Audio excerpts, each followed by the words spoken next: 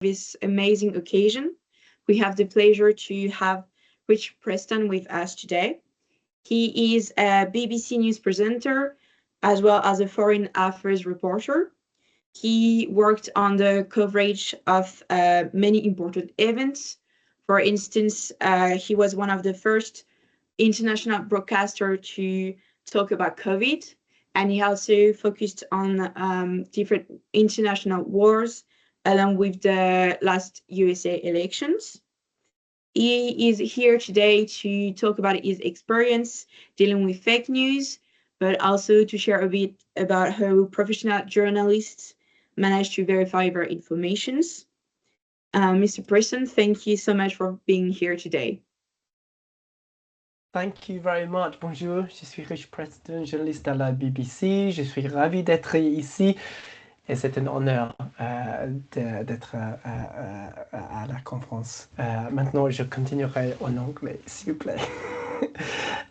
Thank you for that introduction. Very happy to be here. As you said, my name's Rich Preston. I cover international news for the BBC. And the subject of disinformation, fake news, misinformation, it's very interesting. Get into how new it is, because it's not that new. It's a new phrase that gets thrown around, but actually the idea of disinformation is not new at all. And then we can talk about how we at the BBC look at disinformation and how you as a consumer might want to consider disinformation. Now, first of all, let's talk a bit about why disinformation is important. Well, it's important today because news and information have real world consequences. And that's changed dramatically over the last few years. Once upon a time, just the big broadcasters and the big publications had the big audiences, but now anyone with their phone and a TikTok account or a Facebook account can start spreading disinformation. So someone, even with an audience of 5-10 people, that can quickly spread. It's also made worse by the fact that sometimes disinformation now comes from the authorities themselves and people who you would hope that you can trust. Now, I would like to share a screen with you if I can, so I can show you something. Bear with me. Okay, here you go. Are you all seeing that okay? Yeah. Okay, great. So disinformation, as I mentioned, is nothing new. It's been around for hundreds and hundreds of years. The Trojan horse and the city of Troy, that was a disinformation campaign. Bring it forward many more hundreds of years. The picture on the right there, it's a bit gruesome, I apologise for that. This is a British military operation from the 1940s. It was called Operation Mincemeat. This was a disinformation campaign. The poor man pictured there was a Welsh man called Glyn Michael, I think his name was. He was discovered deceased and was dressed up in military uniforms with fake secret papers stuffed in his pockets, and was left to drift towards the shores of occupied Greece, if I remember correctly, with the hope being that the Nazis would find his body, find the secret papers that weren't actually secret, which actually were part of a disinformation campaign which led the Nazis to believe the Allies were going to land on a particular island, and instead they landed on a completely different island. Excuse me. The bottom left-hand corner, very similar, Operation Fortitude. This is from 1944. Now, the reason those soldiers there are able to lift that tank up is because the tank is inflatable. And this was another disinformation campaign by the British government. In advance of the D-Day landings, they created entire areas of inflatable and wooden tanks and boats and aircraft and positioned them on a completely different part of the British coast so that the Nazis flying overhead would think the D-Day invasions were going to take place elsewhere. So again, disinformation. Now, this is all quite secretive, and you might think, well, we don't work for the government, we're not spies, we're not going to be the subject of these kinds of disinformation campaigns, but the media get involved as well. The top left-hand image is an image from the final report of the Church Committee in the United States. Now, the Church Committee investigated the activities of the CIA, and it uncovered something called Operation Mockingbird. Now, this was in the 1950s and 1960s, and it was an operation coordinated by a department that the CIA had called the Office of Policy Coordination, which I think says everything, really. This was a CIA department which specifically wanted to drive and dictate policies, government policies in Latin America. And at the end, the Church Committee discovered that around 400 American journalists and multiple news organizations, including the likes of the New York Times, had been involved in carrying out CIA assignments by placing misleading stories, untrue stories, etc., etc. Operation PB Success. That picture there is Jacobo Arbenz. He was the president of Guatemala. And in the 1950s, the CIA again ran a campaign to oust him. And what they did was they set up a load of radio stations, and they started broadcasting stories that there was a rebel movement, and the stories went on that the rebel movement was so strong and it was taking over all these towns and villages that the actual government army, many of the soldiers, fled their posts because they were scared of this rebel movement, and of course it wasn't happening at all. Slightly further forward in time, Operation Infection. Let's look at things on the other side of the political spectrum. This was a disinformation campaign run by the KGB in the Soviet Union, and the purpose of this campaign was to spread the story that AIDS had been created by the United States in a lab. It was previously called Operation Denver because they said that the lab was in Denver. And by 1987, over 200 news outlets across 80 different countries had reported this story that AIDS had been created by the United States, which was entirely fictional and made up by the KGB. The Gleiwitz incident in 1939, that picture there is a picture of the Gleiwitz radio station. And what happened in 1939 was Nazi soldiers dressed up as Polish soldiers and then invaded this radio station in Germany, in this border town near the Polish border, and said the radio station has been taken over. It is now in the hands of the Polish army. It was, of course, these German soldiers dressed up as Poles, but it was what Hitler used to justify the invasion of Poland in 1939. So again, disinformation. And then in more recent past as well, the WMD report in the early 2000s saying that the Western world was 45 minutes away from a chemical weapons attack from Saddam Hussein, and that of course precipitated the invasion of Iraq based on this falsified report and this disinformation that came from it. And much more recently, Russian disinformation campaigns which focus on Ukraine, the Nazification of Ukraine, Ukrainian Nazis seeking to destabilize Russia, etc., etc. This is an official Russian government account. This is the Russian mission in Geneva posting this photo, which they said was Ukrainian neo-Nazis demonstrating their hatred towards Russia.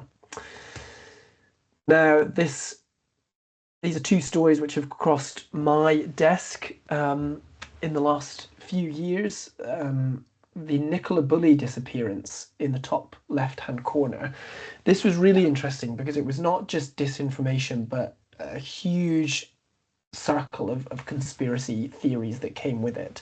Now, Nicola Bulley was a woman who disappeared in a town in England in 2003. I think that was actually 2013, so I think I might have the date wrong there, or 2023 rather, actually. And what happened next was TikTok in particular just went absolutely crazy with conspiracy theories about her disappearance, and people who had become obsessed with true crime dramas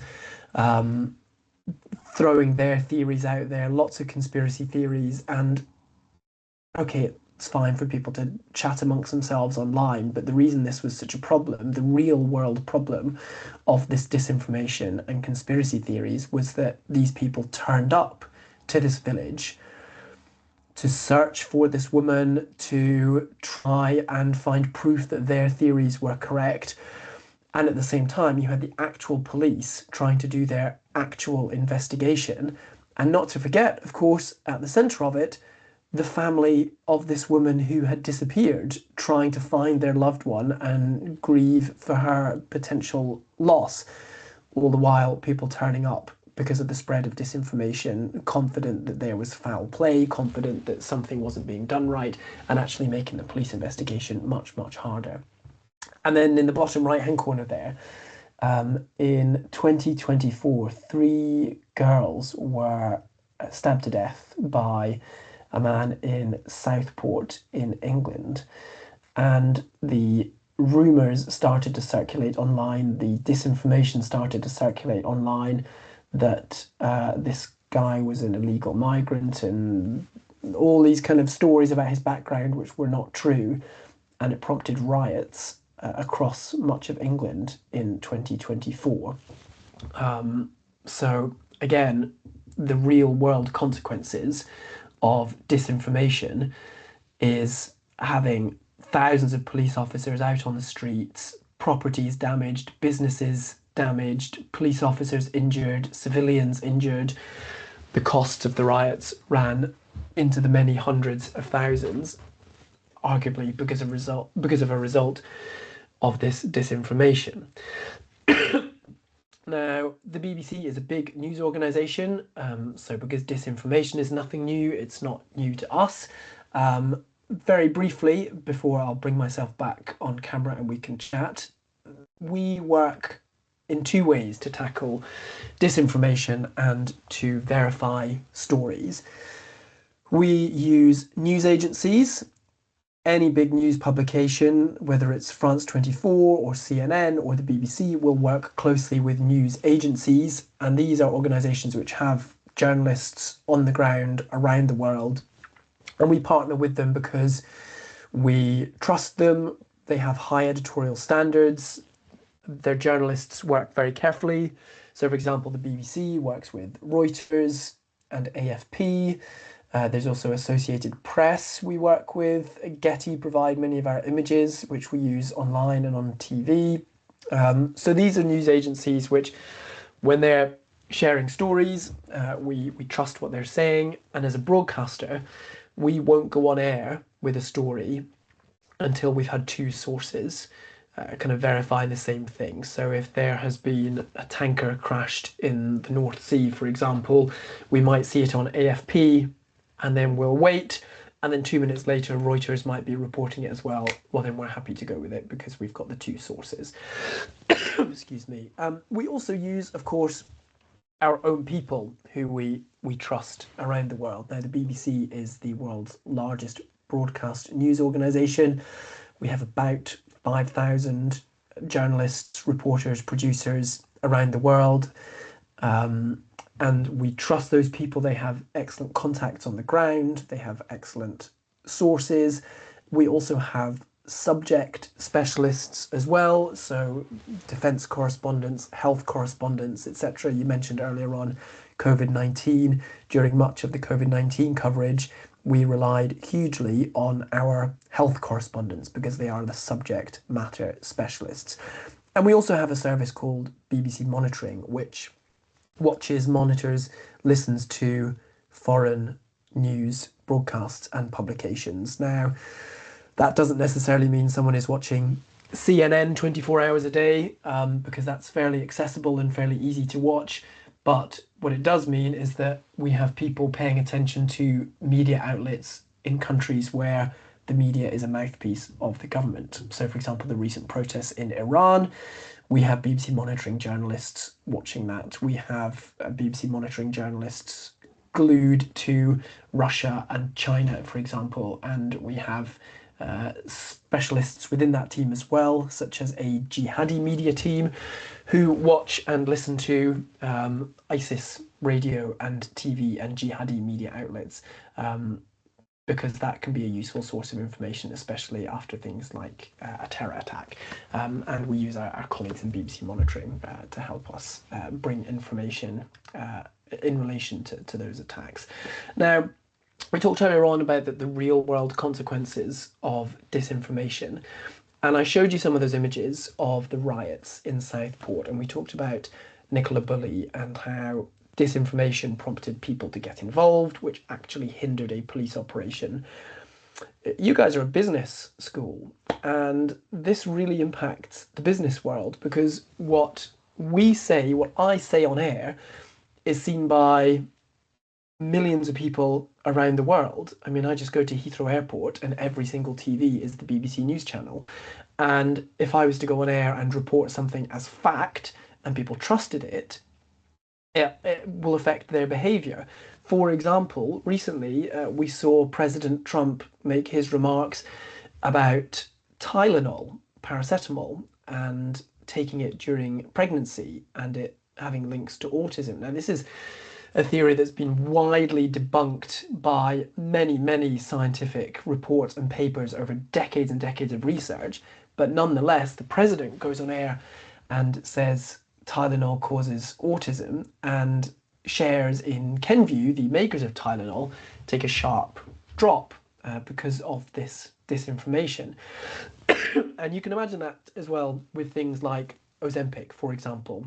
You know, these weight loss drugs, which are a huge booming market, really big pharmaceutical players involved there. If suddenly a story were to come out about negative health effects of taking these drugs, you could absolutely anticipate that very quickly after, the shares of these companies would take a nosedive. But also simple things like where people travel to, whether it's for work or pleasure, the countries people decide to do business in. For example, the news that we share online is watched by regular people in their homes and living rooms, but it's also watched by big decision makers, company CEOs, the civil service, government defense chiefs, etc. If we're reporting that there are protests across Iran and the potential fall of the government, that is going to impact business decisions that people make. Now, there's a couple of things that you can do when it comes to developing your critical thinking and spotting fake news. I'll go through these very quickly, then we can have a chat. The first one, and this is a question that journalists ask themselves every day, whether it's fear of fake news or not, does this actually make sense? Does this seem too crazy, too ludicrous? Now, sometimes crazy stories turn out to be true, but often they don't. And when you see or hear something online that seems unbelievable, well, it's possibly unbelievable for a reason. So actually taking a step back and asking yourself if something seems too good to be true or too crazy to be true, it often is. You can also ask yourself who's sharing the information. If you've read something online from a TikTok account with a username that's a combination of letters and numbers, and their profile photo is a stock image, and the account's only been active for a month, and the only other 2 posts on the account are about, you know, Bitcoin, then I would start to raise some serious questions about the authenticity of that information. Now, as I mentioned, sometimes disinformation does come from authority figures, whether it's a government, a president, a government department. So on that case, you might think, well, this information is trustworthy. It comes from a trustworthy source, maybe. But what about the people who are actually authoritative on this subject matter? What do they say about it? So take President Trump and Tylenol, for example. He's the president of the United States. He goes on national TV and says taking paracetamol during pregnancy has links to autism. Well, last time I checked, the president was not a doctor.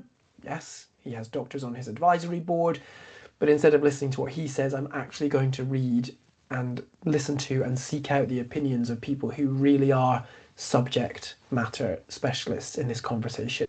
We did that a lot, obviously, during COVID-19 with lots of disinformation about vaccines that was out there.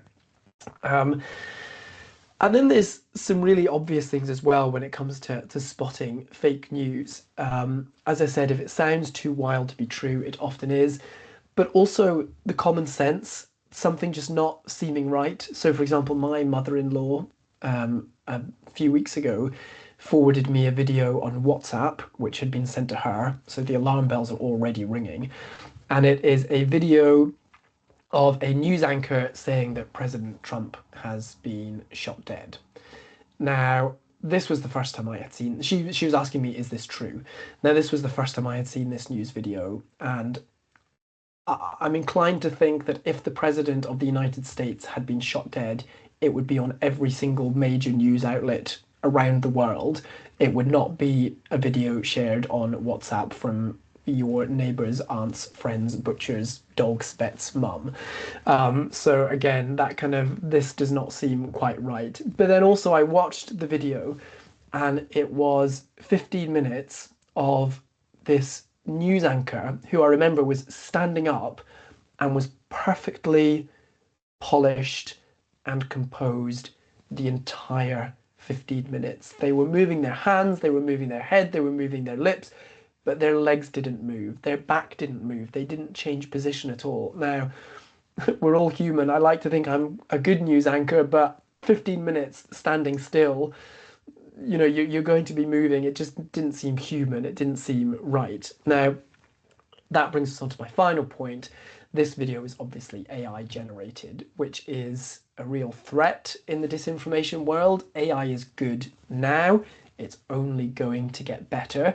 So that news anchor in that 15-minute video was too perfect. It was obviously fake because it was too perfect. He didn't move at all. In months and years, they will be more human-like. That will make it harder to spot these fake videos. But then again, you actually go back to your basics and you say, well, hold on a second. If the president of the United States has been shot dead, I'm pretty sure I would be hearing about it from every other news organization and not just a video shared on WhatsApp from someone I barely know. So AI does make it more difficult, but actually I think going back to basics and asking those basic questions is what will help you get through the disinformation fight that is very much on at the moment. That's all I wanted to say about that. I'm very happy to have a conversation and take any questions. We have a few questions for you. You talked about social media, but do you think social media has done more harm or good to journalism? That's a great question. It's a really hard one to answer because social media is a great way of finding stories. It's a great way of finding people. So take the protests in Iran at the moment, for example. The reason we are able to get videos out of Iran and make contact with people in Iran is often through social media, technology, VPNs, etc. The same is true of Russia, China, Belarus, countries where it's really hard to get accurate information from and where the governments are very oppressive, and we can often do that through social media. It is, however, a challenge when it comes to disinformation, and it's changed people's consumption habits as well. Once upon a time, people would turn on their radio in the morning and listen to the breakfast news, and when they got home from work, they would turn on the TV and watch the evening news, and they might read a newspaper as well. Social media has changed that. People now do scroll through TikTok and Instagram and watch things for 15 seconds, 10 seconds, 7 seconds at a time, and not always getting it from trusted sources. And the way some disinformation farms work as well is they will use those trusted sources. So I've seen videos, for example, of my colleagues at the BBC, which are fake videos made by AI, but they use the BBC branding, they use the BBC music, they're made to look like a BBC News video so that when someone sees it, they will believe it, even though it's not true. So it's made it more challenging. I don't think you can say categorically whether it's made it better or worse. It's definitely changed it, and it's definitely made it harder.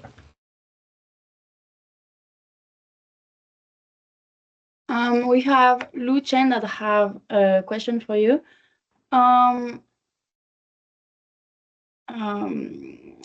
She said, I'd like to ask, since different media organizations can have different editorial angles, I'm curious about your process. How do you cross-check sources and assess credibility so that the final message delivered to the public is as accurate and objective as possible?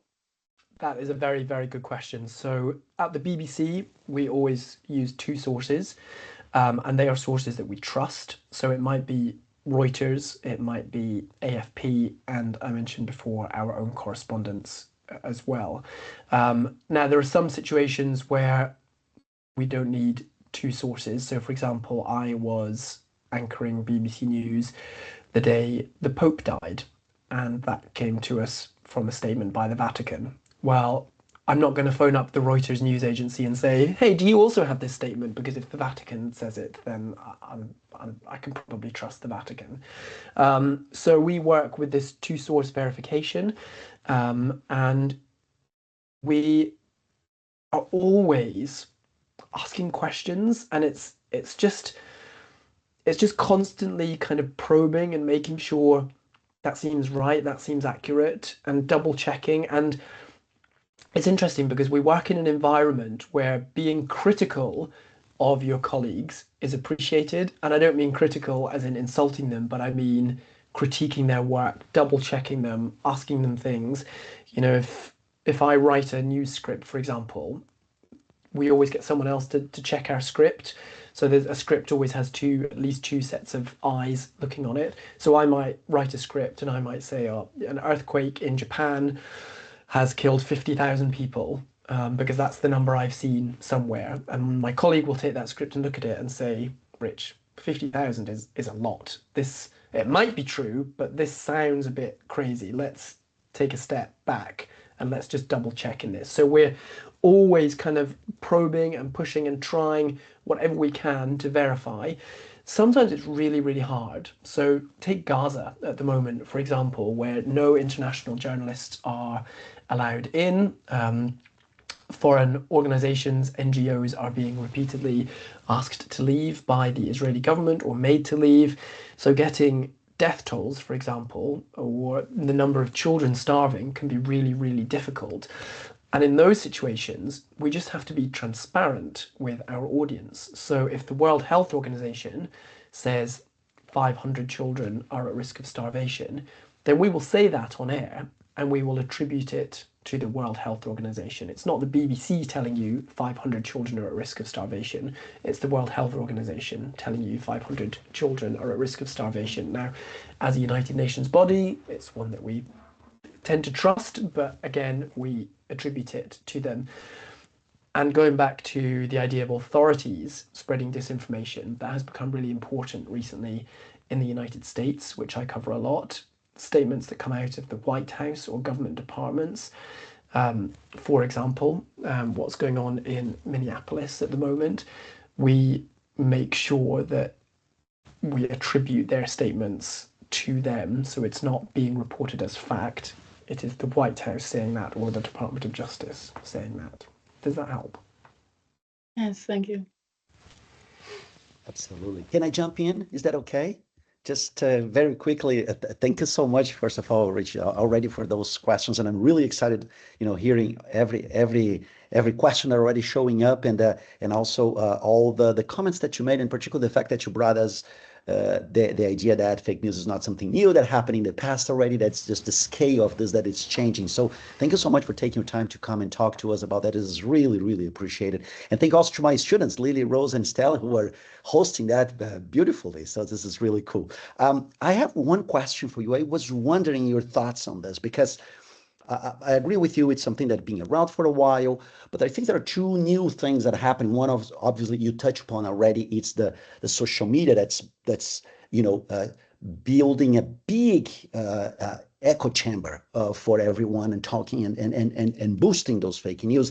And also something that's very recent and very powerful, unfortunately, I would say, is political authorities kind of being themselves agents of fake news building and sharing, and also attacking traditional media. So my question for you is, I think at the end, is how can we rebuild trust? And do you think that maybe traditional media themselves, like BBC, who used to be in the past sometimes criticized because they also have their own agenda, and so people keep looking at multiple sources at that time, but now can they become, because of all those multiplications and of fake news, and how difficult it is and how difficult it's going to be to debunk those things in the future, can traditional media like BBC, like CNN, those huge players who fight for truth, become again a place to be, to make sure that we are getting a good and quality news? Yeah, that's a great question. I like that you used the phrase echo chamber there, because one of the ways disinformation is able to spread so quickly is because these social media platforms, they know our algorithms, they know what we like swiping through, commenting on, and therefore it's very easy to get stuck in your own echo chamber. And one of the things you can do when it comes to questioning the information that you see online is to consciously try and step out of that echo chamber. So whether it's to do with the US and Venezuela, Israel, Gaza, Russia, Ukraine, COVID-19 vaccines, etc., you will be fed the information that the algorithm knows you already want to see. So trying to consciously step out of that is a way to kind of try and combat being fed disinformation. When it comes to the role of traditional media and organizations like the BBC, I sometimes think that disinformation and the rise of things like AI is actually going to be good for organizations like the BBC, because so many more people now talk about disinformation. Here we are talking about it, and so many people are aware of AI that actually lots of people start to shun the AI and disinformation. I always find it interesting when I see, I'm not on TikTok, but I do have Instagram, and I always find it interesting when I'm fed an Instagram video which is clearly AI and it's got some kind of news or information element to it, and I go to the comments, and the top comments are always people saying, this is AI rubbish, this is AI rubbish, this is AI rubbish, ignore this, it's AI, this is made by AI, it's rubbish, blah, blah, blah, blah, blah.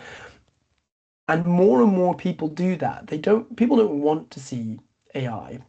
People want information they can trust. And so what you see is this rejection of things which seem like AI, seem like disinformation. And in many ways that pushes people back towards actually the traditional media. And again, you also see it when it comes to, as you mentioned, authority figures being the source and the players of disinformation. So for example, during President Trump's first term in office, the BBC has always had a footprint in the United States, of course, but during President Trump's first term in office, the BBC saw more people inside the United States accessing our news website than ever before.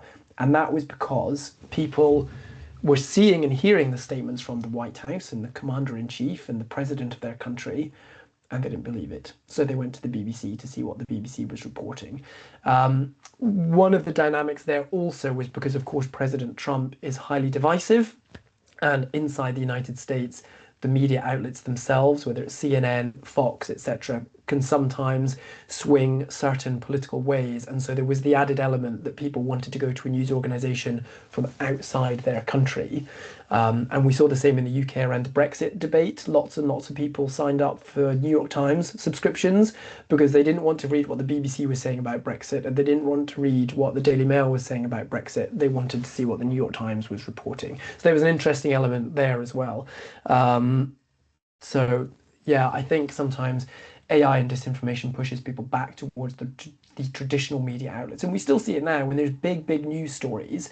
As much as social media is very important to a lot of people, when there are big, huge news stories, people go to the brands and the outlets which they trust and have that history of trust. We have a question. It is clear that people with a higher level of education are more likely to take a critical view of fake news, but how can we help less educated audiences develop the same level of critical distance? That's a really good question. I'm not a psychologist or a scientist, so I don't know what the research suggests, but I think using those basic tools, the very most simple, most basic questions that I mentioned before. So, for example, when my mother-in-law sent me that video that was 15 minutes long of the news anchor who didn't move, I said to her, he's supposed to be a human and yet he's not moved in 15 minutes. I don't think this is real. And also, it's not on any other news organization. Like, encouraging that kind of stating the obvious kind of thinking is sometimes quite useful. I think many of us are concerned about parents living their lives on Facebook or discovering TikTok. Fortunately, my mother has not quite got into Facebook or TikTok. She would be the absolute worst for disinformation if she did. But of course, it's not helped by the fact that traditional media outlets still play their role in disinformation as well. It's not just going back to Guatemala in the 1950s. You do still see disinformation in the kind of mainstream media, as it's called.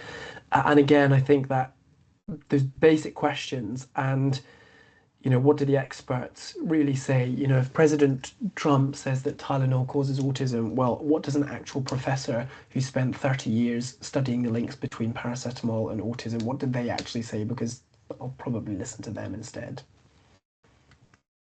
Thank you. I think there was another question. I saw someone raise their hands. They still want to talk. I have a question. What are the most common type of fake news today? Because we have seen a lot of fake news with AI, but what are the most common type? It's usually around politics. There's a lot, and of course, Emmanuel Macron recently and his wife have seen a huge disinformation campaign against them, which is just absolutely crazy, and it's had to go through court cases and all sorts of things. And again, you go back to asking these basic questions, and I think if people had done that right at the start, it wouldn't have taken off in the way it did. So there's a lot of disinformation around politicians. The problem with that is that people don't like politicians, and people like an opportunity to kind of see flaws in people sometimes. So if you see a story that, take the British Prime Minister Keir Starmer is leading a double wife and has a second family that the British taxpayer is paying for, hidden in a villa in Spain somewhere, that's the kind of thing people are going to be really interested in reading. Now, it might turn out to be true. That's the problem. Sometimes these really crazy stories do turn out to be true, and they're huge scoops. Who would have thought once upon a time that the President of the United States would be bugging his opposition in the Watergate Hotel? That's a crazy story. It can't be true. Well, it was true. That would have been called disinformation if that was reported now. So that's one of the problems as well. So there's lots around politicians and their political goals and their political intentions. We definitely saw it around health with COVID, and we continue to see disinformation stories around health, such as autism, paracetamol, etc. I think those are two key areas. And then I mean, it creeps into all sorts of news stories. So, for example, the disappearance of that woman in England, that wasn't a politics story and it wasn't a health story really, but it was something that for some reason people just liked to jump on. But things that impact policy and policymakers is really the key one. I think we have 3 more questions Um, before we have to go.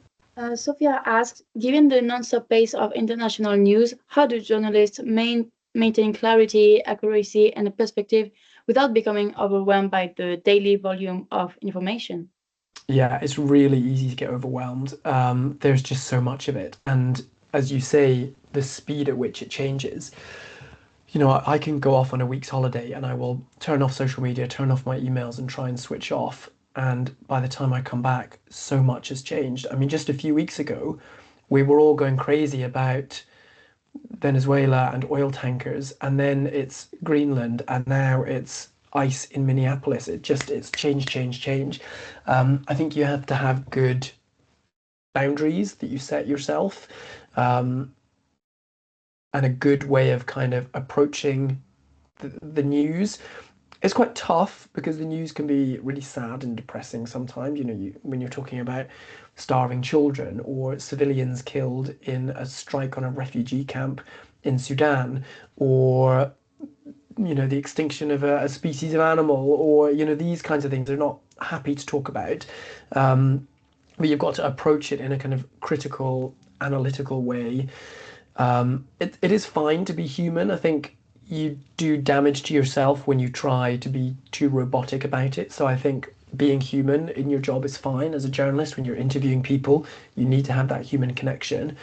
But then when you step away after your shift is finished or when you come off the TV, being able to set those boundaries. I don't need to deal with that again until tomorrow. And the usual things that people do after a stressful day, you know, going to the gym, seeing a movie, hanging out with family.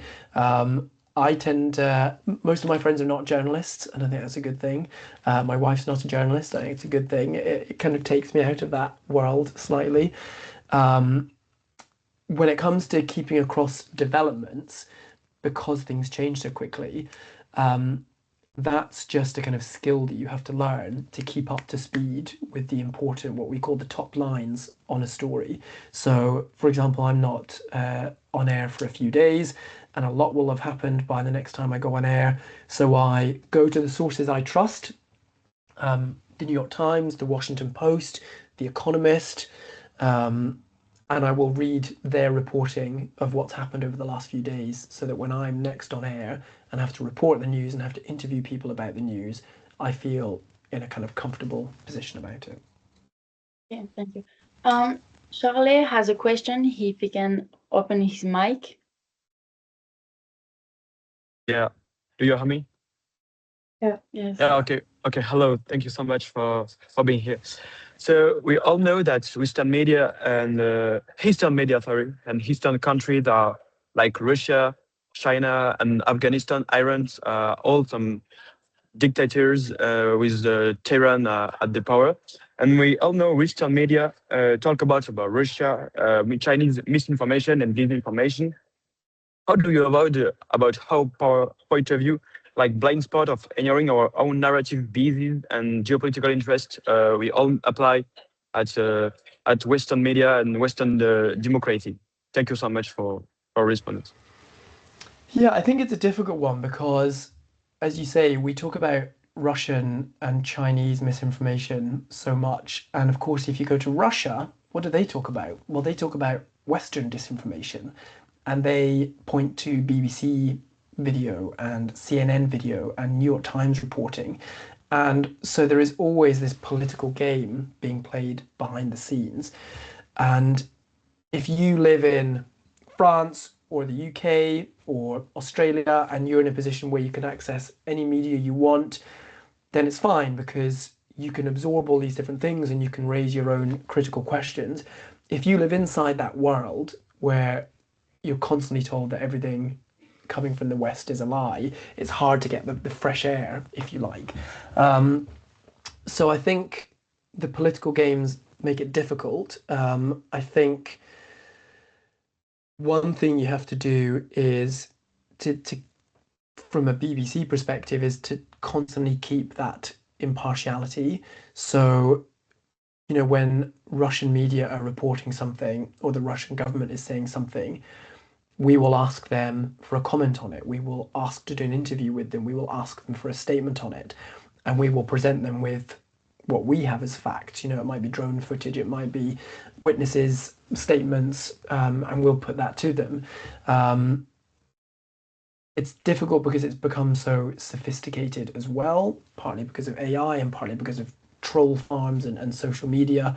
But, you know, as I mentioned at the beginning, governments using disinformation goes back centuries, and it really surged during the Cold War, the 1950s, the 1960s, the CIA in Guatemala and Latin America, for example.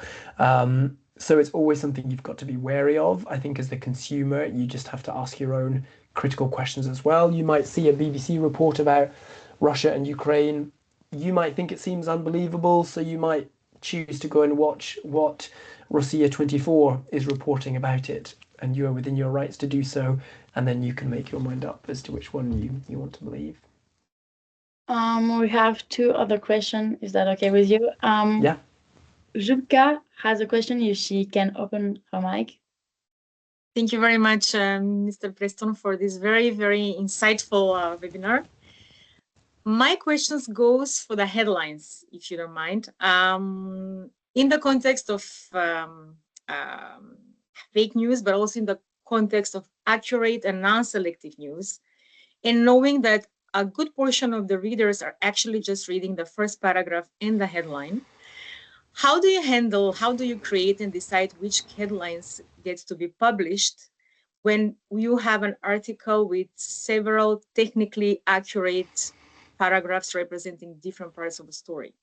Yeah, that is such a good question. It's so difficult. It is the hardest part of a news person's job, I think, is if you work in a newspaper, it's the headline.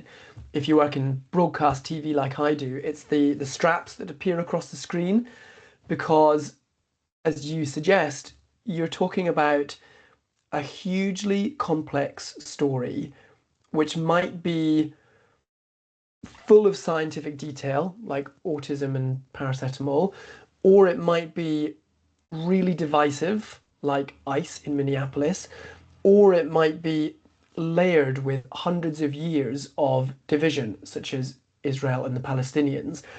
And you're saying to a journalist, could you please condense that story into 5 words? And it's like such a difficult job to do, excuse me.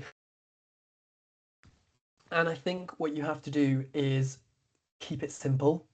I often tell junior producers I work with, just keep it simple and stick to the facts.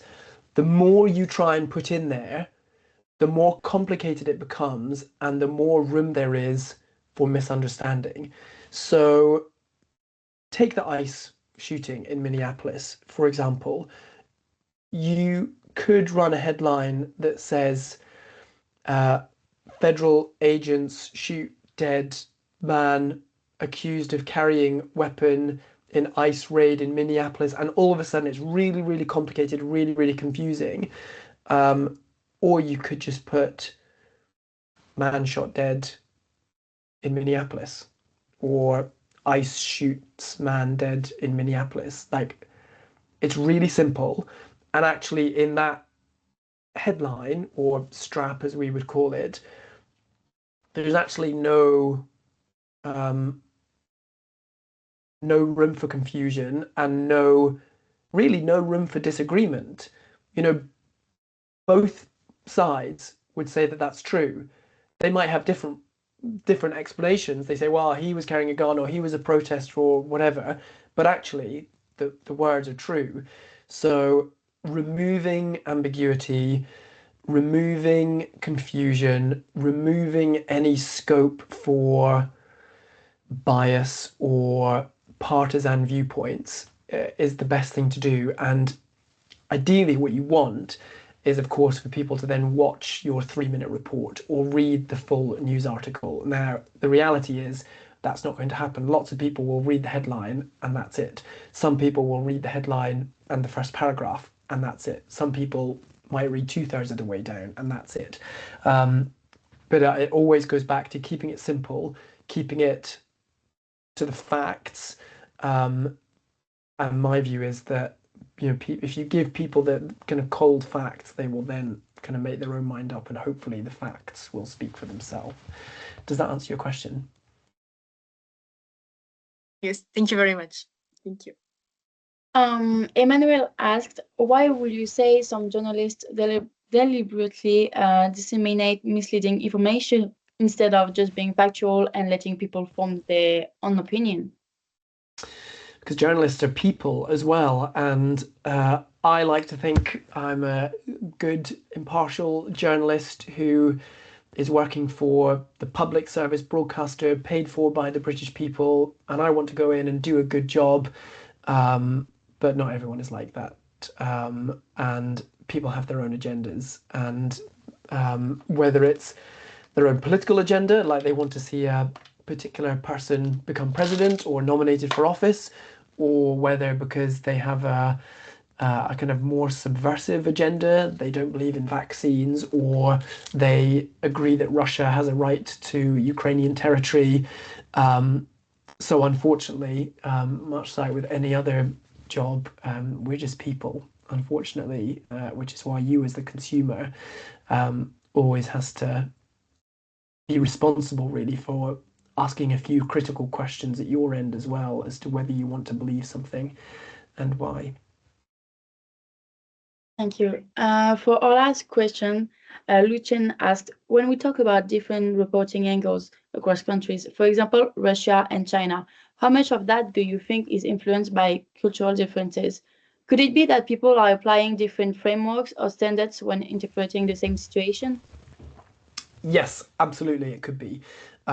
There are huge cultural differences, and especially if you go to countries that are even more culturally removed from quote unquote Western lifestyles, such as those in Britain or France. What I would say is that I don't think that happens so much at the BBC because we've been around for so long and we've been around the world for so long. And part of our job is not just telling the story, but it's telling the context to the story. So our correspondents in Moscow and Beijing, but also our correspondents in South Africa, Kenya, the DRC, Somalia, Thailand, Nepal, etc. These people know the countries extremely well. So when they report a story that may make us in the UK go, oh wow, that's really weird, they explain the context of it that makes us go, oh well, actually maybe it's not that weird. So for example, Thailand, the royal family, held in such high regard. Now obviously in Britain, we have a royal family, so we kind of get that. You guys decided to get rid of yours, of course.